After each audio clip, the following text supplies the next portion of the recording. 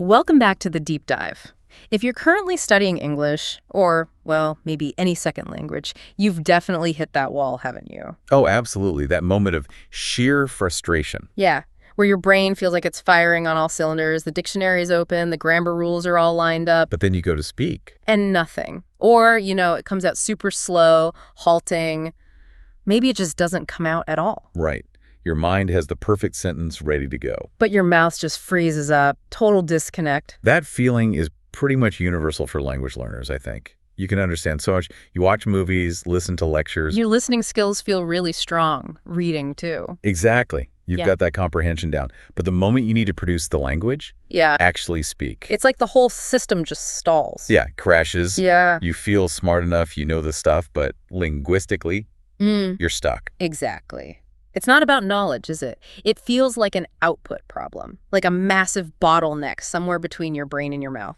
That's a great way to put it. A bottleneck. So our mission today, really digging into the sources we've looked at, is to basically give you a shortcut through that bottleneck. We're going to dissect this problem, but not as like a thinking problem. No, we're treating it differently, more like a lack of training, physical and maybe mental training too. Precisely.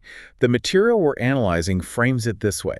Speaking isn't just a cognitive thing like doing math, it's also a physical skill. Like playing sports or an instrument. Exactly like that. It needs actual physical training.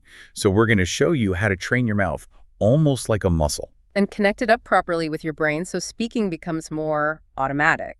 Less thinking, more doing. Yes, bypassing that frustrating internal translation step, making it flow naturally. Okay, so let's unpack this idea that speaking is physical. Right, because the sources we've analyzed really reframe the whole process. It's less about just knowing stuff Like vocabulary lists and grammar rules. and more about doing. It's a skill, like riding a bike. It uses procedural memory, the how-to memory, not just declarative memory, which is, facts. Facts versus skills. Okay. And bridging that gap is key. All right. So the focus today then is on practical stuff, things people can actually do. Exactly. 5 specific, very practical techniques drawn straight from the materials. Designed to tackle both the physical side, the mouth mechanics, and the mental habits that get in the way. We're moving past general advice like practice more. We're getting into the how. How to target that gap between understanding and actually speaking confidently. Okay, let's unpack this. So let's start right there, diagnosing why this happens. Why do so many people who are like really dedicated learners? People who spend years studying. Yeah, years. They know the grammar, they have tons of vocabulary, but they still struggle to just talk smoothly, quickly. They can follow a complex movie plot, no problem. Right. But ordering coffee feels like climbing Mount Everest. Okay, so the first thing to get out of the way is the common misconception that it's about intelligence or that you just haven't studied enough. Ah, right. If I just learn 500 more words, then I'll be fluent. Exactly. And the sources really push back against that. Knowledge is essential, obviously. You need words, you need grammar. But it's not the whole picture. Not for fluency. Not at all. It's often not an intellectual barrier, it's an execution barrier, a physical one. Okay, so if it's not about being smart enough or knowing enough words, what is the reason? The physical reason for that speaking freeze? It boils down to the mechanics. Your mouth, your tongue, your lips, even the back of your throat. They're all muscles. A complex set of muscle. Very complex.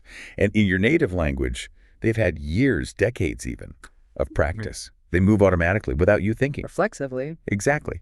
But for English, those muscles haven't had the same workout. They haven't practiced the specific, often very rapid movements that English requires. And those movements can be really different, can't they? Like the sound. Oh, definitely. The sound is a classic example. Or the way your lips need to round for certain vowels, like the ooh in food. That might feel totally alien if your native language doesn't use that exact movement. Precisely. Your mouth muscles are literally untrained for those specific sequences. We're talking about something called proprioception. Proprioception, what's that? It's basically your body's internal sense of where its parts are and how they're moving. Your mouth knows exactly how to form sounds in your native language without conscious thought. Okay. But for English, those neural pathways, those instructions to the muscles, are weaker. They're slower. Can you give an example of how that plays out in actual speech? Sure.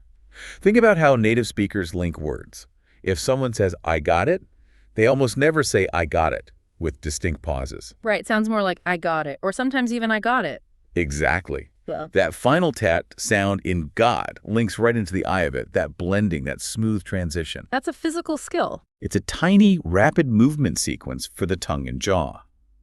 If your mouth muscles aren't trained for that specific link, you'll hesitate.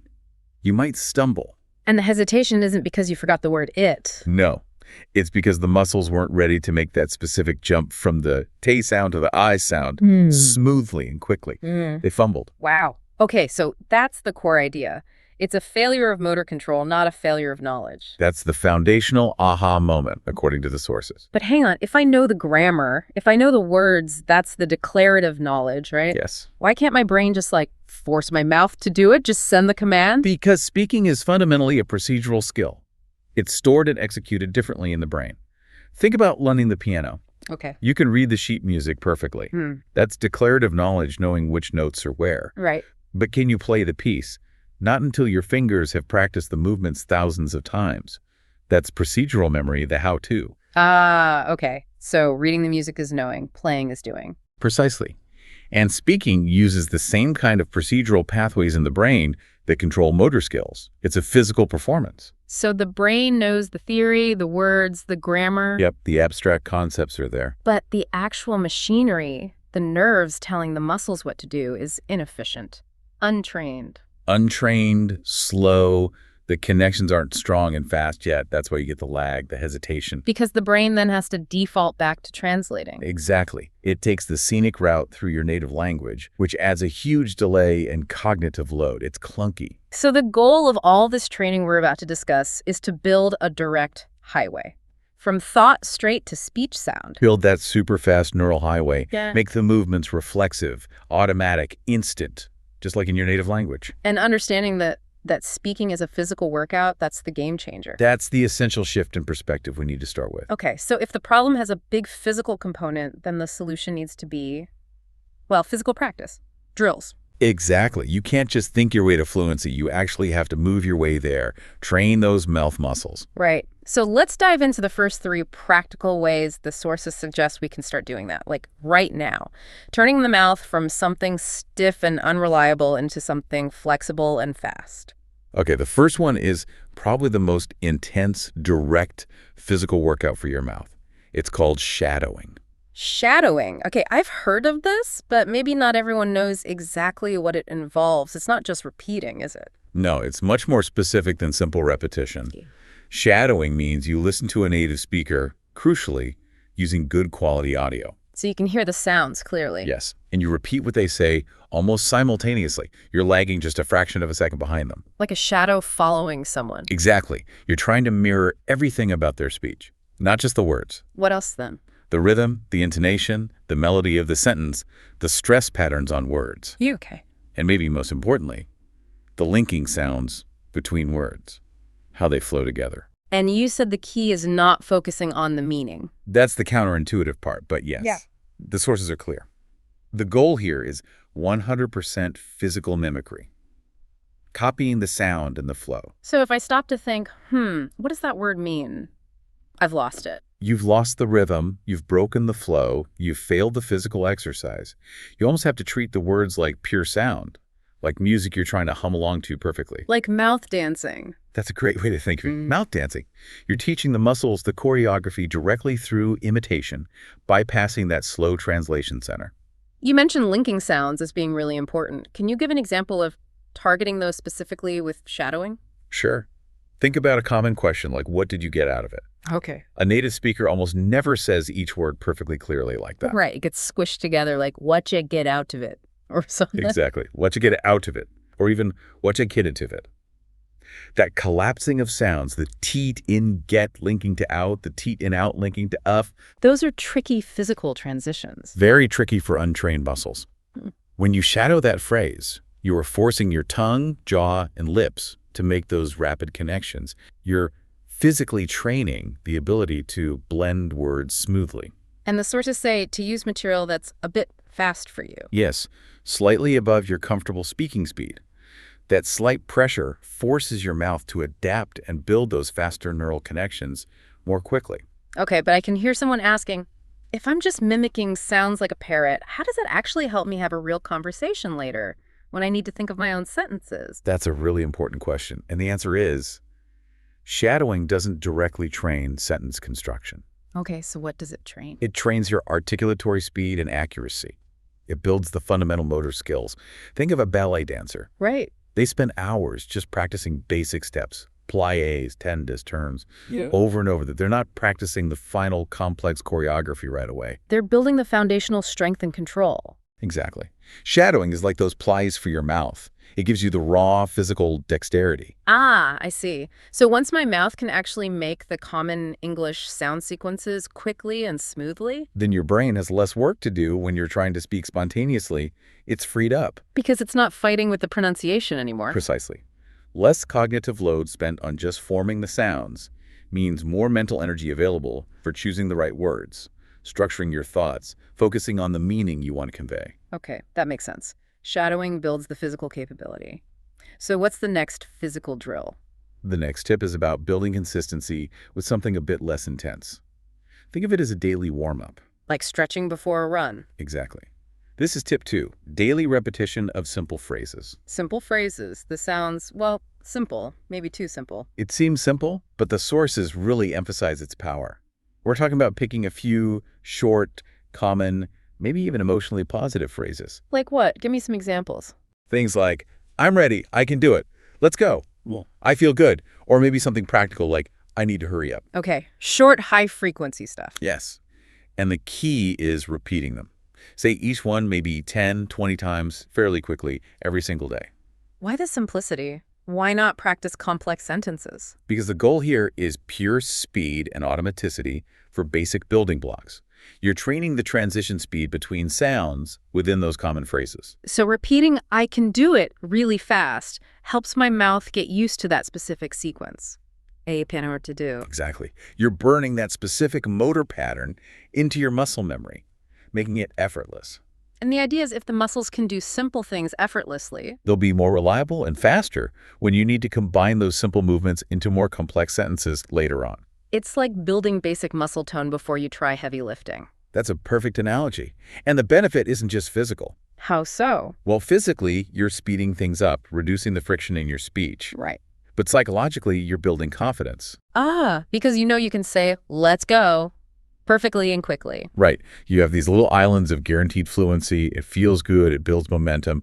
The source is compared to brushing your teeth. Brushing your teeth. Yeah, it's a small thing. Takes maybe 5 minutes. You do it every day without fail. And over time, that small, consistent effort has a huge impact on your dental health. So 5 minutes of phrase repetition daily adds up massively over months. Massively.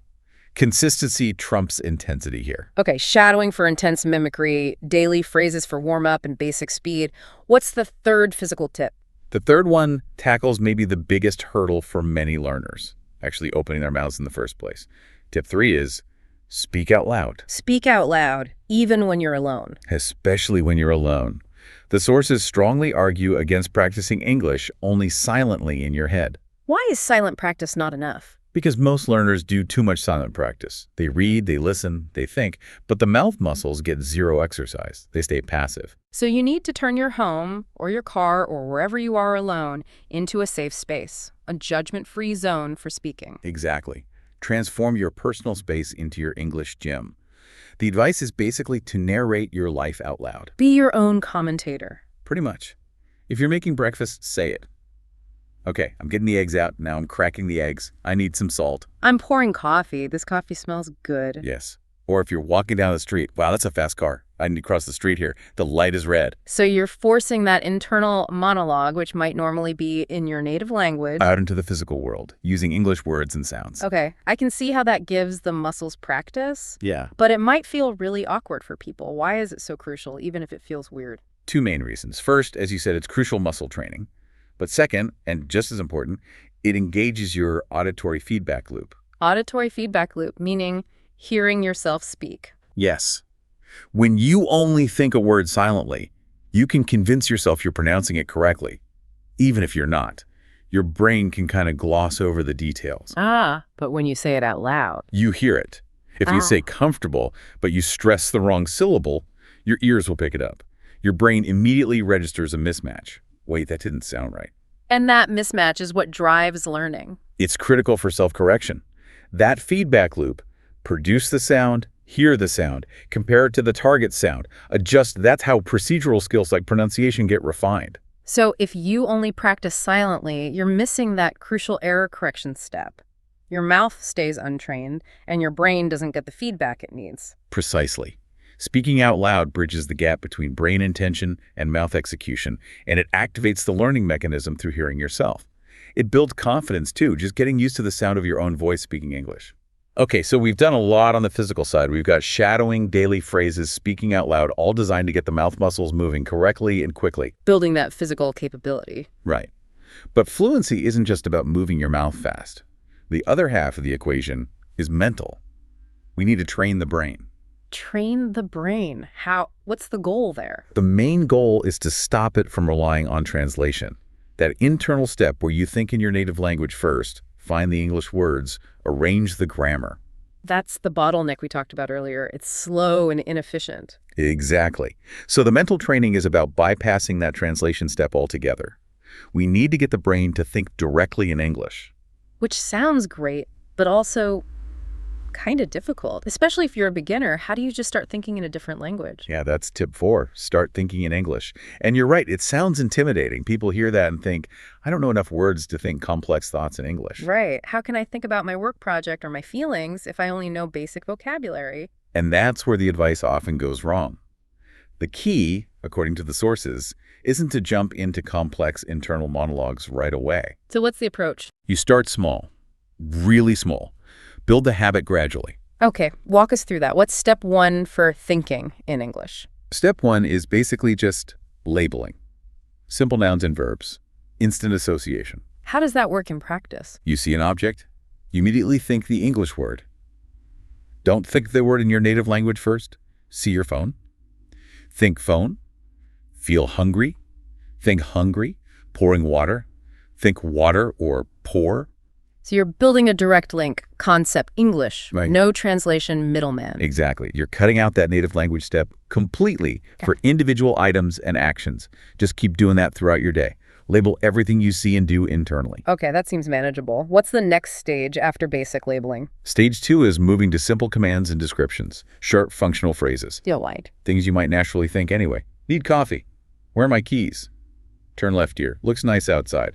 Again, don't worry about perfect grammar. Just get the basic idea out in simple English. So, still fairly simple, but connecting a few words together, still focusing on immediate needs or observations. Right. It's about making those high-frequency connections automatic, retrieving simple phrases instantly. And what's the third stage? This sounds like where it gets more complex. Stage 3 is where you start having a proper internal dialogue. You start doing your planning, your problem-solving, your self-talk in English. So instead of thinking native language thought about needing to buy milk, I force myself to think, okay, I need to remember to buy milk later. Exactly. Or asking yourself questions internally. Wait, did I lock the door? What should I wear today? I wonder why he said that. So you're actively using English for your own cognitive processes. Yes. And it's a progression. You start with labeling, move to simple phrases, then gradually try to conduct more of your inner monologue in English. The goal is to make English the default operating system for your brain, at least for chunks of the day. Which gradually starves out the translation habit. Precisely. It reduces the need for it, makes direct English thought retrieval faster and more natural. Okay, that small steps approach makes thinking in English sound much less daunting. So we've trained the mouth, we're training the brain to bypass translation. What's the final piece? The final piece, tip 5, is about pulling it all together and making it stick. It's about integrating English into daily life. Basically, immersion. Immersion, which usually makes people think of moving to an English-speaking country. Right. But the sources emphasize you can create a powerful immersive environment right where you are. You don't need a plane ticket. Okay, here's where it gets really interesting. Yeah. How do you immerse yourself without moving? It's about deliberately changing your environment. So English is unavoidable, constantly present, even in small ways. Making it the background noise of your life, almost. Exactly. Not just something you study for an hour a day, but something you live with 204/7. So give us those practical high-impact tactics. What can someone listening do? Like today. Okay, A really easy but powerful one the sources mention. Change your phone's language setting to English. Ooh, that sounds annoying. It will be. For maybe the first day or two, it'll be frustrating. You'll hunt for settings. Yeah. But think about it. You interact with your phone constantly. You'll be forced to learn and use essential English vocabulary settings, Wi-Fi, battery, message, send, delete, dozens of times every single day. Okay, I see the power in that. Forced, repetitive exposure. What else? Utilize micro-learning moments. Don't feel you have to watch a whole 2-hour movie in English if that's too much. So what instead? Watch short things. 2-minute news clips on YouTube, short explainers, funny videos, TikToks in English, things you can consume easily without huge commitment. Lowering the barrier to entry. Exactly. Same with listening. Put on an English podcast or audiobook while you're commuting, doing chores, exercising. Even if you only half listen, your brain is absorbing the sounds, the rhythm, the flow. Passive listening still counts. It keeps the language active in your brain. Other things. Play casual games on your phone in English. Read short articles or social media posts in English. Maybe even put sticky notes on things around the house, like refrigerator, microwave, light switch. Absolutely. Anything that increases the sheer volume of English you see and interact with throughout your day. The goal is to keep both your brain and your mouth muscles constantly primed and active in English, not letting them get cold between study sessions. You live the language. Okay, that's a really solid 5-point plan. We've got shadowing for mimicry and speed. Daily phrase repetition for warm-up and basic automaticity. Speak out loud for muscle practice and feedback. Thinking in English to bypass translation. And immersion tactics to make it all stick. It feels comprehensive. It covers both the physical mechanics and the mental habits. But like any training program, learning guitar, getting fit, whatever, there's always one thing that determines if it actually works long-term. Yes. The secret ingredient. Or maybe not so secret. Which is? Consistency. Right. Everyone knows consistency is important, but it's hard. Why is it so critical for this kind of language skill building? Why is, say, 5 minutes every single day better than doing a big 1-hour session once a week? It comes down to how our brains actually build skills, particularly motor skills and procedural memory. It involves a process called myelination. Myelination. Sounds technical. It is a bit, but the concept is simple. When you practice a skill, the nerve pathways involved get wrapped in a fatty sheath called myelin. Okay. Think of it like insulation on an electrical wire. More myelin means the signal command from your brain to your mouth, for instance, travels faster and more efficiently. Smoother, quicker speech. So practice builds up this myelin insulation on the speaking pathways. Exactly. But here's the catch. Especially when a pathway is new, that myelin is weak. If you don't use that pathway again fairly soon, the brain starts to break it down. So if I have a great shadowing session on Monday for an hour, Builds a little bit of myelin. but then I don't practice again until next Monday. By Wednesday or Thursday, a lot of that fragile new myelin might already be gone. The Right. brain basically thinks, guess that pathway wasn't important after all, and prunes it back. Wow. So the weekly session isn't enough to make the changes stick neurologically. Not nearly as effective as short daily practice. Those 5 or 10 minutes every day reactivate the pathway before the myelin significantly degrades. You keep reinforcing it, making the insulation thicker and more permanent over time. You're keeping the pathway warm. Exactly. It's the frequency, not just the total duration, that drives long-term skill consolidation in the brain. Small, consistent deposits are better than one big deposit, followed by a long withdrawal period. So committing to just 5 minutes of shadowing and 5 minutes of phrase repetition every morning, that 10 minutes is neurologically more powerful than cramming for hours on a Saturday. Vastly more powerful for building automaticity and fluency over the long haul. That reframes consistency. It's not just about willpower, it's about working with your brain's biology. Precisely. High frequency is key for maximizing neuroplasticity, the brain's ability to change. Okay, and that leads to what you call the final truth, the thing that ties it all together. Yes. And it's really encouraging, I think. It's the idea that your brain follows your mouth. Brain follows the mouth, not the other way around. We tend to think we need to wait until our brain knows everything perfectly, until we feel 100% confident before we dare to speak. Yeah, the perfectionism trap. Right. But the sources suggest the opposite is more effective. The very act of speaking, even imperfectly, is what drives the learning and confidence forward. How does that work? When you force yourself to speak, to produce the language, you put your brain under a bit of constructive pressure. It has to actively search its memory banks, retrieve words, try to assemble them, Even if it's clumsy at first. even if it's clumsy. That active retrieval process strengthens the neural pathways far more effectively than just passively receiving information, like listening or reading. So speaking isn't just the result of learning. It's a powerful engine for learning. The physical active output reinforces memory, builds confidence, and crucially, generates those errors that give your brain the feedback it needs to improve. So the message is, don't wait for perfection. Start speaking now using these techniques because the speaking itself will accelerate the whole process. Exactly. Your brain learns fastest when it's actively engaged in trying to communicate. Let your mouth lead the way, and your brain will catch up. One last point before we wrap up the accent issue. Lots of people hesitate to speak out loud or shadow because they're worried about sounding foreign or having a strong accent. That's a really common fear, and it's important to address. The goal of all these techniques is not to erase your accent. Okay. What is the goal then? The goal is clarity, fluency, and confident communication. Your accent is part of who you are, part of your linguistic identity. It's something to be proud of, not ashamed of. So don't aim for a native accent. Chasing a perfect native accent can be counterproductive and stressful. Focus instead on being clear and understandable. Work on the rhythm of English, the stress patterns, those crucial linking sounds we talked about, things that really impact smooth communication. Get the flow right. Get the flow right. Speak clearly, speak confidently. If you do that, your accent becomes irrelevant. Effective communication is the target. Hashtag outro. Wow. Okay, what a deep dive that was.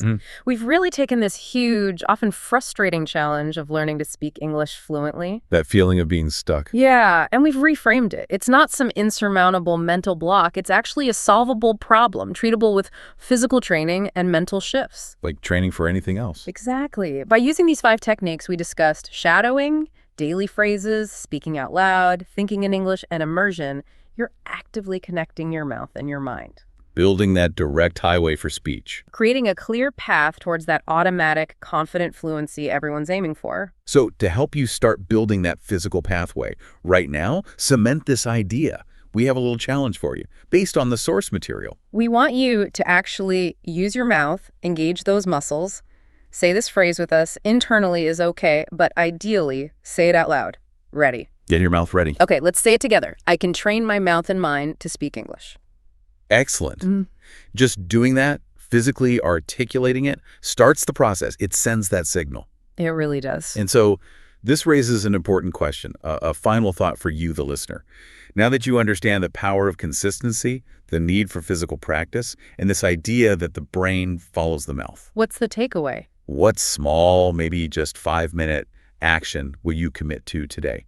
What will you do to start living your English and kickstart that crucial learning cycle? Thanks for listening, everyone. See you next time.